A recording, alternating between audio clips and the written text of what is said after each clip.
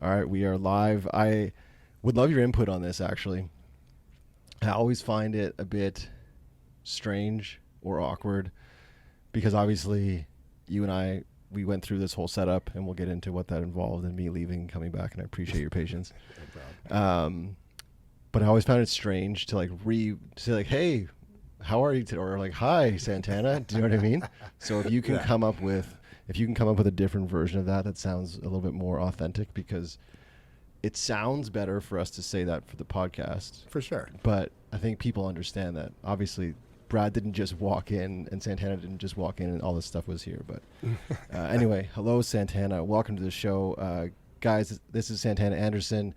I have a ton of questions I want to ask you, and a ton of information I want to pull from your mind. But before I get into my questions, help myself and the listeners better understand who you are, what you do, and why you do what you do. Okay. My name's Santana Anderson. I own a fitness facility here in Bedford, O2 Wellness, and we've been here for 4 years. I enjoy doing it. I've always been involved in the fitness industry since probably started when I was 14, 15, following bodybuilding and whatnot. And then it's always been part of my life going through my 20s. I was competitive, ended up winning nationals, going pro. So I was always in that fitness space. Then probably 4 or 5 years back, I started to think maybe I want to do this as a living. So, I think it's just a great way to help the community and help members see people hit their goals and try to give back. So take us back to pre-bodybuilding. What was your physique like? Like, what was your actual, like, what are your genes? What did they dictate before you started getting into it more seriously? I guess my father was kind of stocky. He was a fisherman. When I graduated high school, I was probably like 170 pounds, short guy. Right. But I did powerlifting through high school. Okay.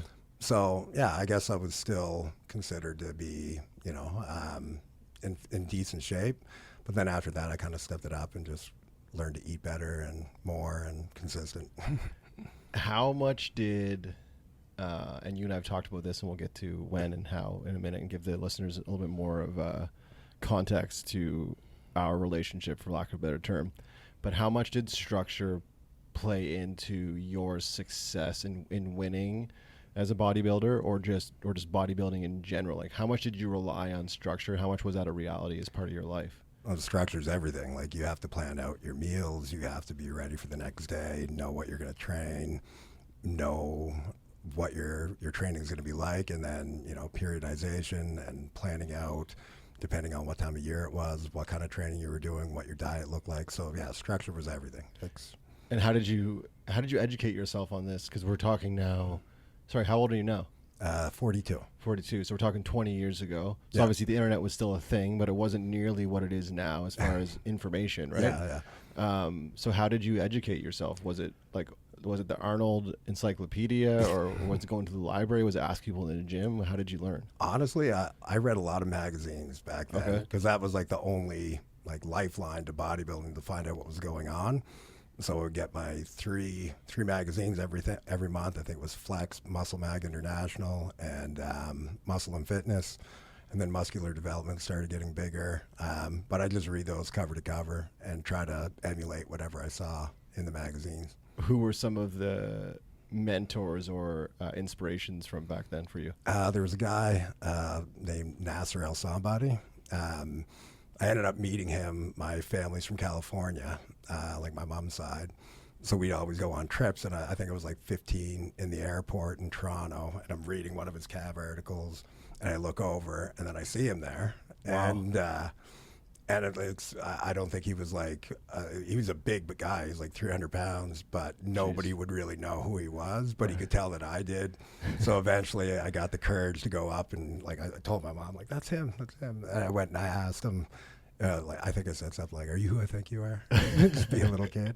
Yeah. And he was really gracious, really nice. He took pictures with me and my mom, walked with us when we got to LAX, down to get our luggage, and talked to me. So it made a big impression. Amazing. Yeah, very humble. Have you been that for other people, do you think? Yeah. Young up and coming athletes? Absolutely. I feel like just the way he interacted with me kind of molded how I wanted to be with anyone else that was interested in getting into the sport as I got older.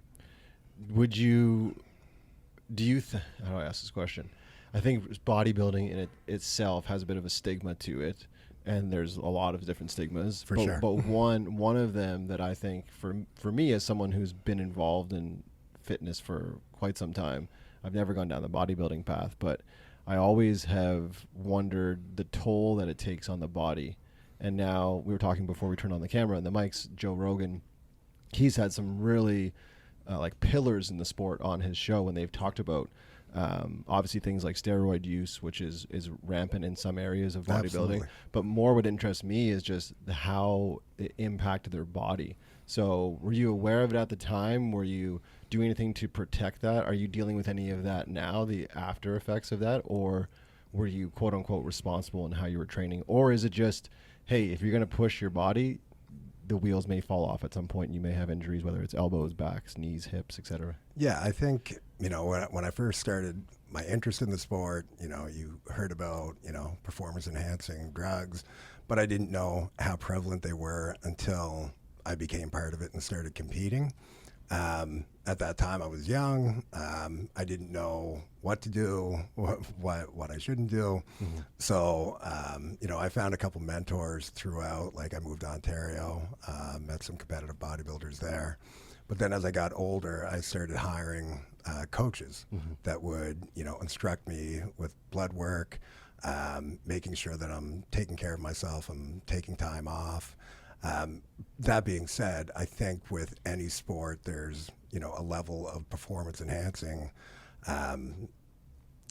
substances that play into it 100%. And the toll on your body, if you're going to be really good at something, it might not always be healthy per se. Mm-hmm. Yeah. Are you dealing with any of those physical ailments, for lack of a better term? Like, is that reality? Does it limit you in any way? And are you like, man, I wish I didn't do X? Or is it? No. I think I was pretty responsible with it, getting blood work done, taking time off. And, I hit a point probably 5-6 years ago where I realized, I'm getting older, and it was fun while it lasted, but, let's get my body weight down to something more reasonable. And especially nowadays, because it seems like every month there's another bodybuilder or two that are dropping dead. Oh, really? Yeah. And do they know the cause, or is there chatter? Oh yeah, I think it's a lot of heart issues, blood pressure issues, and just stuff from living that lifestyle for an extended period of time. People trying to do it into their, late 40s, 50s. And, just pushing the envelope a lot, way further than you should. And is part of that stress on the heart, not necessarily the workouts themselves, but putting that much weight on that frame for that long? Is that the idea? I think that's what it is. I think especially back in the day, like a while ago, like there was a lot bigger off seasons. People would go get a lot heavier, get up to 270, 280 to cut down to 230. And so your body going through that every year up and down. I think there's, there's some evidence of enlarged hearts with getting that big as well. And then people just not checking where they're at, you know what I mean? Not getting their blood work done. If you don't get your blood work done, it's just kind of like Russian roulette. Right. And you have no indicators to find out if anything's going to happen long term. What has that transition been like, going from an athlete in the sport, someone who obviously is very passionate about it, to now owning your own facility, and creating a space for people, if they want to bodybuild, sure, they can come and bodybuild here, but also for just people to get healthy and well. What has that transition and education been like for you, going from an athlete to a business owner? I guess just a different focus, you know what I mean? Like before, it's very individual, that you're focused on yourself all the time. It's not so much, it has nothing to do with real community other than like the other people that you know in the sport. And, for the most part, it's not the best community in bodybuilding, I've found.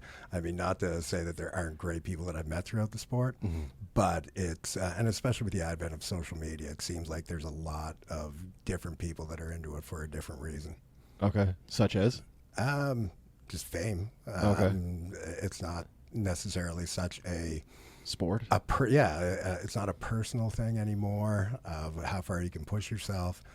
It's, how many likes can I get? How many followers can I get? And I think it makes sense because there actually seems to be money in the sport now too.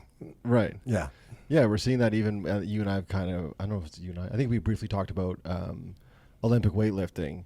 I was telling you how I got introduced to Olympic weightlifting through CrossFit. If it wasn't for CrossFit, Olympic weightlifting wouldn't even be where it's at today. And I think anyone who Olympic weightlifts can probably say that as well without feeling like it's a lie, because it brought it to the forefront. Mm-hmm. And I think things like social media and the internet have allowed for the sport of bodybuilding as well to, because even actually I remember there were some programmers that were pretty prevalent in the CrossFit community that would program in like bodybuilding-esque days. Yeah. And even Olympic lifters, some coaches were programming in things like bicep curls and things you wouldn't necessarily think you'd see a weightlifter doing. But their theory was it actually de-stressed a lot of the body and added strength. There's so much we can learn from so many different types of training and styles.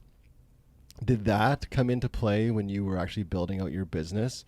Because as someone who, and we haven't talked about your background outside of bodybuilding, but I'm assuming you weren't doing Zumba before that. I'm assuming you weren't doing, spin classes. No. Assumption you may have been, but when you came from a world where, and this is a potentially not an accurate statement, but all you knew was bodybuilding, and now you have to build out a space for potential bodybuilders, moms, grandmas, young students. Like, how did you consult people on that?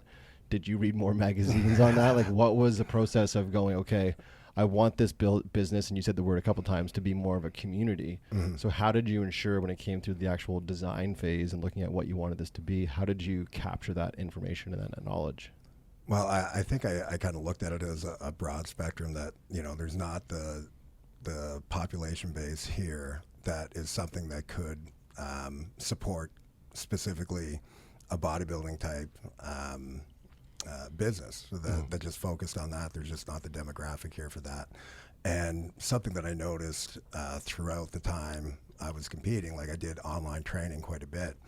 And the bulk of my clients towards the end of it were just general fitness type people, because they would look at, bodybuilding, and I still think this as well, that it's kind of like the pinnacle of being able to manipulate diets, be able to manipulate your body to get to a certain goal where you want to be. So everything else seems to be like somewhat watered down version of it. Mm-hmm. So, with the online training, I ended up helping a lot of people that were just in it for general fitness, to look better, to feel better. And so it seemed to, like, when I looked at my client base, I thought, there's a much bigger community that I can help, focusing on general fitness. I think that's probably true. As you're saying that, there's probably, and again, I haven't spent any time in the bodybuilding world for myself, but it's probably true that there's like pillars within bodybuilding that wouldn't be too dissimilar from pillars in, again, Olympic weightlifting or training CrossFit or even training yoga. There's certain things that if you do this, and obviously we change a few things, it's going to be more appropriate for that sport. But that's what probably allowed for you to see success. Again, I'm just pontificating here, is that you use that framework, but then kind of customize it, if you will, because you know that woman didn't want to walk around at 225 all muscle. She wanted to be 125 and of course. And toned, right? Yeah, toned. I love that word.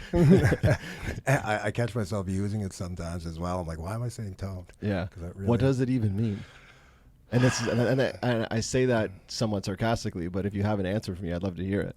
So I think that is what what the general public would consider a lean, low-fat physique, but their analogy, what they're thinking in their head, I just want to tone up.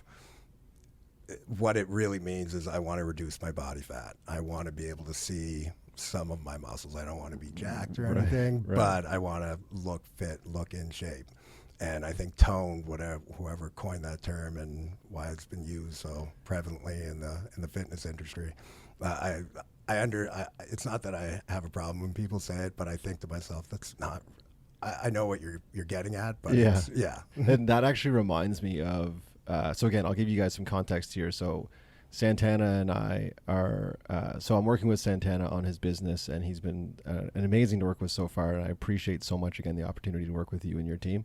And something we were actually just discussing, if I can, earlier today via text, is trying to rid our lives, and this is for me as well, trying to rid our lives of ambiguity when it comes to business and in life as well. And I feel like toned, it's not measurable. Yes. Do you know what I mean? Yeah. So I think if I was ever to work with a coach, or I would actually encourage anyone out there who's looking to work with a coach, and if they allow you to set toned as your goal, I would just question, okay, What do you mean by tone? well, not like that. How, like, if your coach allows you to do that, how will he or she get you there, and how do we know when you're there? When you're toned. Yeah. Right? Yeah. And that's something I wanted to actually talk to you and ask you about, was success. You've obviously experienced success at the highest form in bodybuilding.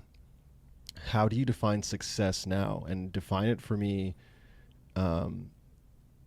in your relationship, intimate, your relationships, friendship with your children, in business. Like, does the definition change now as at 42 compared to what it was then as a business owner? Like, how do you define success holistically? I guess for me, okay, that's a broad question. Yeah. So success for me would include having a good relationship with my children, good relationship with my wife that's, open. We work together every day. We're in the same office all day, every day. I know a lot of people would think that's crazy, but it works for us. And so I like that aspect of my life. Success in business for me would just to be able to continue to grow the business, help more people, and make sure that we're putting a good product out there that people feel like they've, changed their lives. They've done something positive. They feel good about it, and they feel connected to us, that, we've helped them get them to their journey. How do we, though, define that? Because when you were bodybuilding, you won, which we could argue is, we measured it, you were successful. So how do we measure a good relationship with our kids? And you may not have to answer this. This is me just thinking out loud. How do we measure a good relationship with our partners? How do we measure growth in our business? And this is where I want to get back to, and this isn't me trying to I don't have ulterior motives here of coaching you more. This is for everyone and myself as well, is because I for me, what success is, and I'm going to be very candid with you here and listeners, success for me is when I leave your office. That's success for me. And I'll tell you why. Is because when I leave your office, and this is true with all of my clients, when I leave, I feel so in alignment with what is inside of me. I feel like I'm doing something that's so true to me. It actually lights me up more than the money. More than any of the external stuff. And it took me a while to get there, but now I understand. For me, that's success. And it reminds me of one of the very first jobs I ever got, where they said, yes, you can be a bartender here. With zero experience, I ran to the parking lot and I literally jumped in the air and punched the air. And I was like, yes, this is amazing. This is incredible. And I felt so much joy and happiness in that moment. And that's what I feel when I leave here with you and when I finish working with other clients, because it's so in alignment with what I think is true within me. So is success, and you can say, I don't know, but is success for you an internal thing, or is it external, or is it a bit of both? I think it would be a bit of both for sure.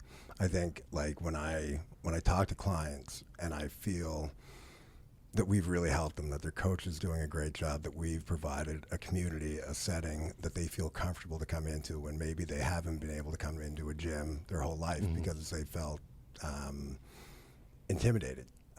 So it's definitely success when I see that, but there's also the other part externally where I want to be able to provide for my family things that goals and dreams that I'd like for them to experience. Like resources you want to give them. Yeah, 100%. Access to resources. Yeah. I love it. Let's take a quick break. That's already been 20 minutes. We did it like that. Quick.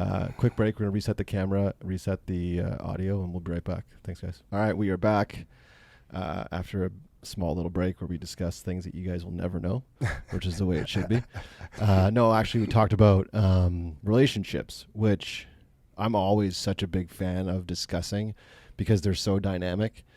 And I'm also a big believer, and I may have said this to you in like my sales pitch to you originally. Perhaps I did, but perhaps I didn't. But I believe it to be true, and I'd love to get your thoughts on this. When our lives, when our relationships, and the most important one that you have is with your partner, I would assume, and your kids. Yes. Same for me. When those are firing on all points, I find my business is as well. Whereas when those are suffering, my business is suffering as well. Mm-hmm. Do you find that to be true? Do you subscribe to that as well? And when that is the reality, how do you look to regain, not control, but a success again? Like what is your trick to, if you're feeling like there's certain aspects of your life that aren't doing well, whether it's career or life, like how do you get back on track? What does that look like? I somewhat agree with that. But mine, I have a little more of a negative take on it, I guess. Okay. I feel like my business can't do well if all those things aren't in line, because it totally throws me off. Yeah. That being said, I can have good relationships and things going well in my personal life, but my focus, like I still have to be really focused on what I'm doing with the business, because things could be great at home, things could be great with the kids, but if I'm not executing properly in here, they can still suffer. Right. Yeah. What does that look like when you say not executing here? Like, what does that tangibly look like for you? And what is actually in your control, which we've talked about, but I'd love to expand on that. I feel like everything here that doesn't go the way I want it to is my fault. Right. Which we've talked about is actually a great mindset. Yeah. It can leave someone sometimes in a deep, dark hole.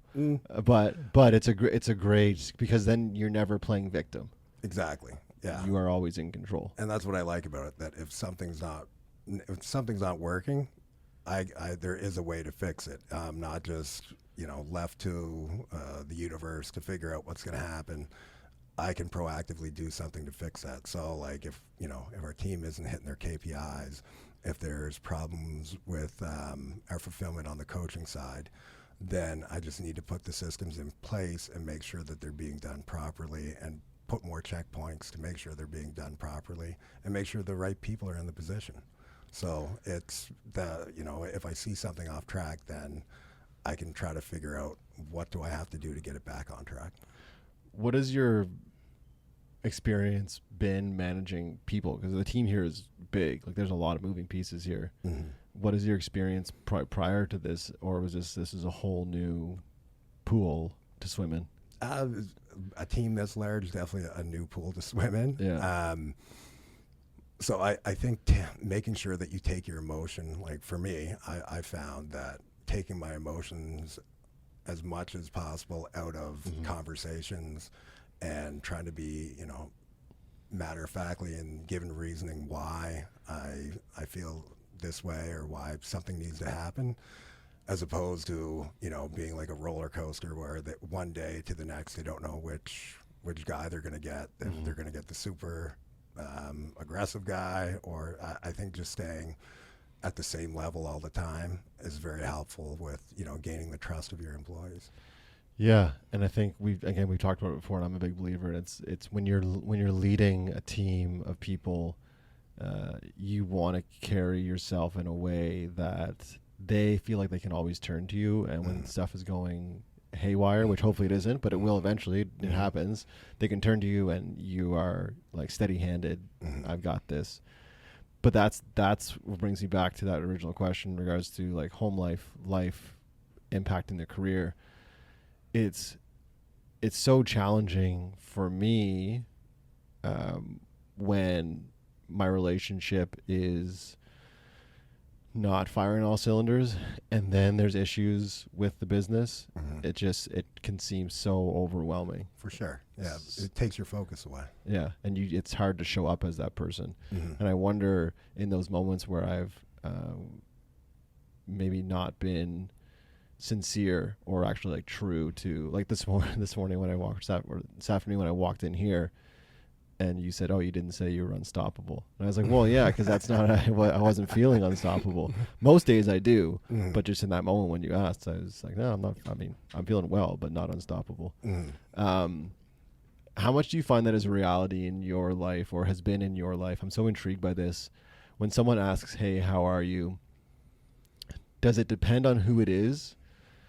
Or are you always going to say good because you just feel like that's what you should say? Or are you going to be able to be real and say, yeah, I'm awesome, or I'm actually having a really bad day? Like, can you be authentic, or is it with a select group of people that you can be truly authentic with? I think for me, it's because I try to, going back to my last point, this is probably the only place that I see people, because I go from here to home, here to home, here to home. So if somebody asks me how I'm doing, I just try to stay pretty centered that, things are good. Yeah, I'm another day above ground is a good day.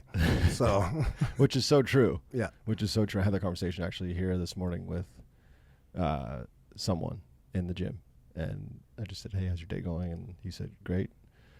He said, "I'm here working out." And I was like, "Yeah, that's true. How lucky are we that we get to come in and move our bodies, right?" Exactly. Yeah. One thing I wanted to pick your brain on for myself, but also for the listeners, as someone who's started a business from a passion, and now succeeding, celebrating your 4th year. When's the actual birthday of the business? I think it'll be like we had a delayed opening. I think we opened semi-open in March 4 years ago. Okay. So it's coming up. Yeah. Oh, wow. April Amazing. will be the actual opening. Okay. Sweet. So springtime. Yeah.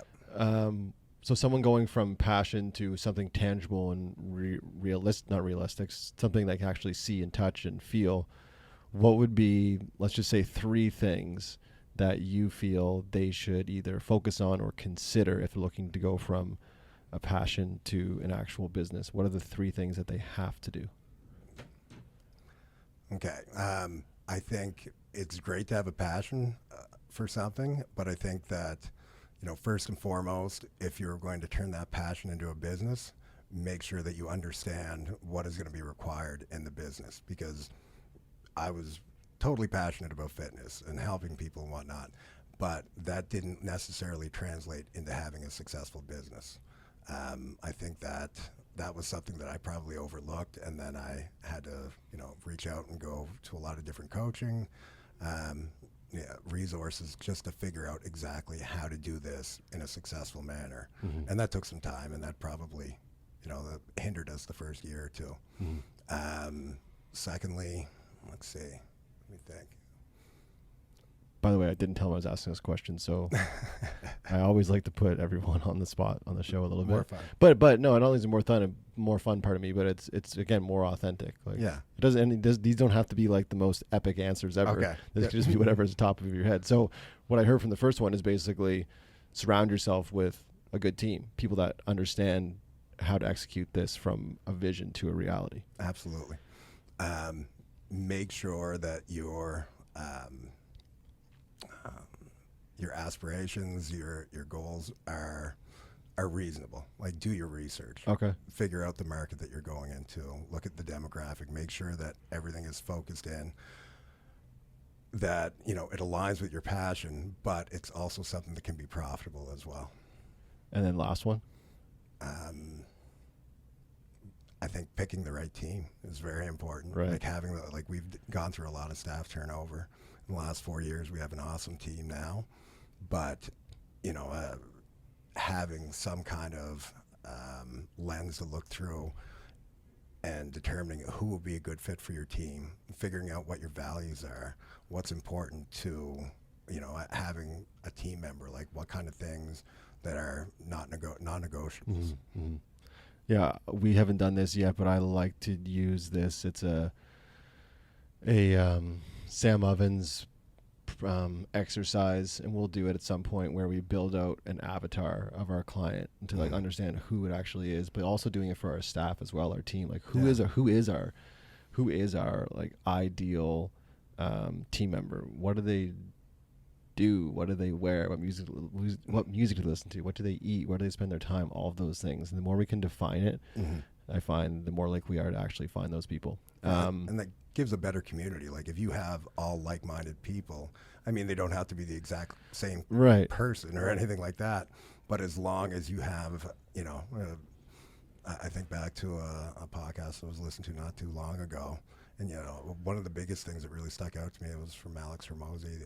He was talking about unimpeachable character. So you want somebody that's going to be honest and that you can actually count on.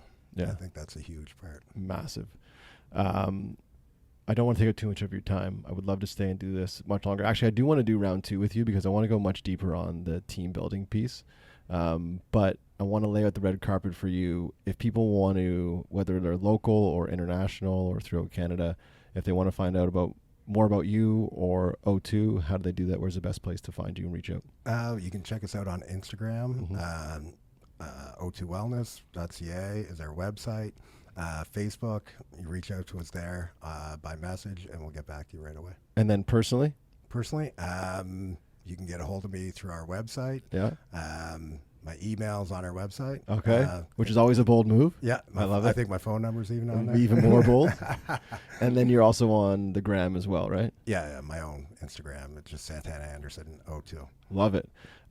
Thank you guys so much for tuning in. Santana, thank you so much for your time. If you guys didn't know this, before we actually hit record, I had to leave.